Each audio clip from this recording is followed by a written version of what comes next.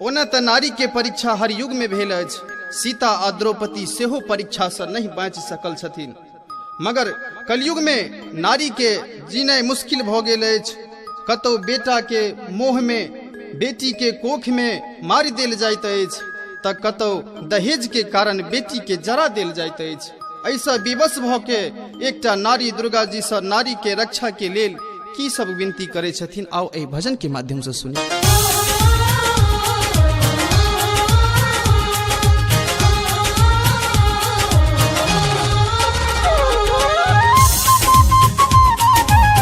अपने सब सुन रहल छी दरभंगा कैसेट इंटरटेनमेंट के प्रस्तुति।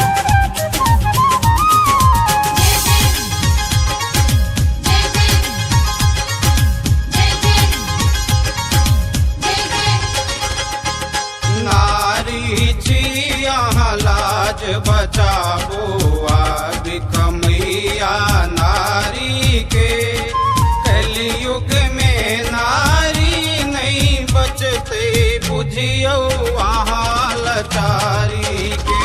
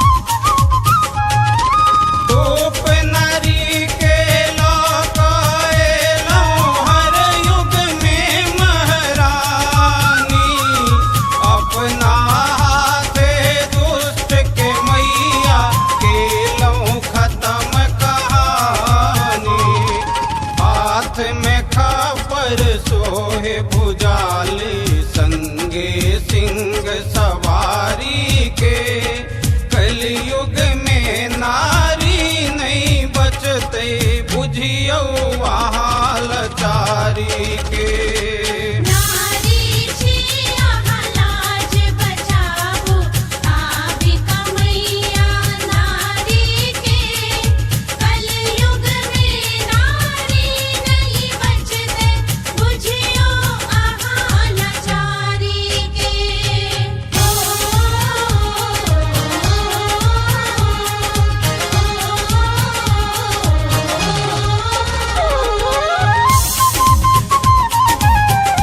सब सुन रहल छी दरभंगा कैसेट इंटरटेनमेंट के प्रस्तुति।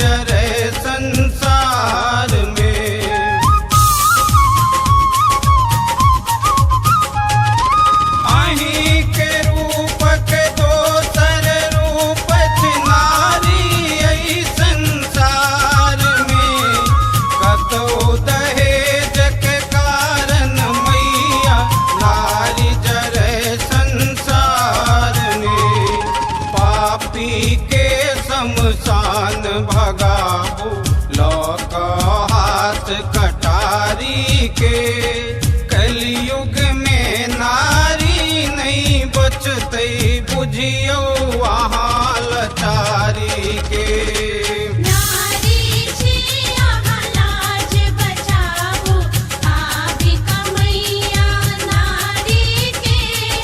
कलयुग में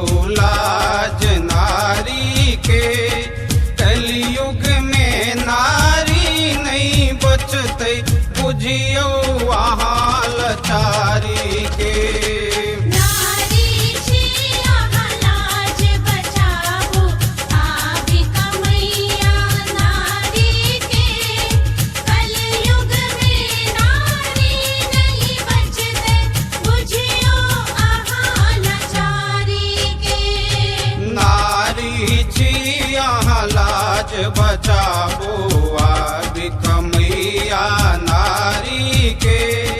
कलयुग में नारी नहीं बचते बुझियो वहाँ लाचारी